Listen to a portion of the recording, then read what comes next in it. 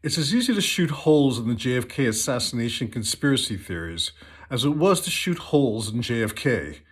And in the wake of the popularity of the baseless, evidence-free QAnon conspiracy theories, even legitimate conspiracy theories, theories that have since been proven true, despite being proven true, are still relegated to the realm of the kooks and the nuts.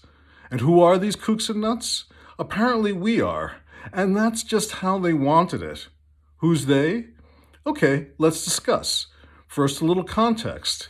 In a week where Oliver Stone's new documentary revisiting the Kennedy assassination has burst upon the scene to the usual derision from the lackeys and flunkies and flacks and hacks in the government-controlled media, isn't it ironic that we've just this week seen another assassination, this time in Haiti, that through many layers has America's bloody fingerprints all over it? I mean, do you really believe a doctor in Florida could have pulled this off himself? Our history is filled with patsies. And isn't it also ironic that this week dissent is fomenting again in Cuba, perhaps the nexus, along with Vietnam, for the murder of JFK in the first place?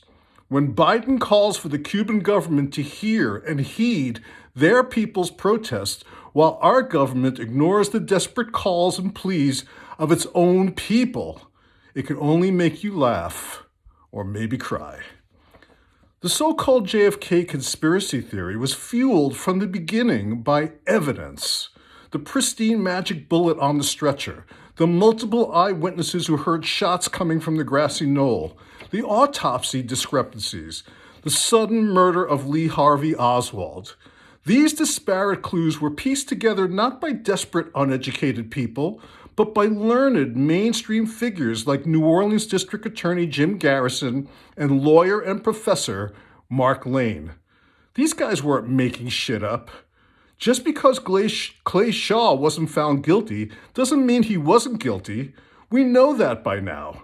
We know the CIA was assassinating people all over the place. We know the FBI targeted individuals like Martin Luther King. We know that the head of the CIA, Allen Dulles, who used assassination as a tool and a weapon, who was fired by Kennedy, served almost too ironically on the obviously corrupt Warren Commission. We know Gerald Ford did too. His reward? Appointed, not elected president. We know Bush Sr. was a CIA operative who investigated the assassination only to be named head of the CIA. Then vice president, then president. We know his son became president in a truly disputed stolen election decided by the Supreme Court, not the people, and we know about the lies about weapons of mass destruction as the pretext for a phony war in Iraq for which he was never prosecuted. And dare I say it, it calls into question 9/11 itself. Rewatch Michael Moore's Fahrenheit 9/11 to refresh your memory on these odious but completely evidence-based connections. This isn't speculation. This isn't some far-flung conspiracy theory. These are facts. We know about COINTELPRO. We know about MK Ultra and the grooming of hypnotized assassins, Manchurian candidates who would kill and then remember nothing.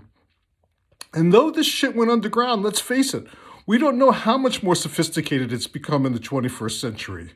Even QAnon could be a government misinformation plot to stir dissent and confusion.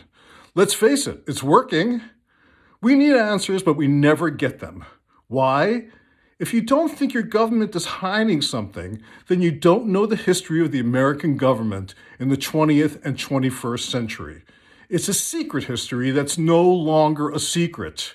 But it's a lot easier to dismiss and deride the truth than face it. It's easier to make fun of Oliver Stone than listen to what he says and do something about it. It's easier to believe the story, the myth, the lies of America has told itself than be overwhelmed by a truth that we feel helpless to do anything about. But the story's not over, and we can still write the ending the story deserves, the truth, if we demand it.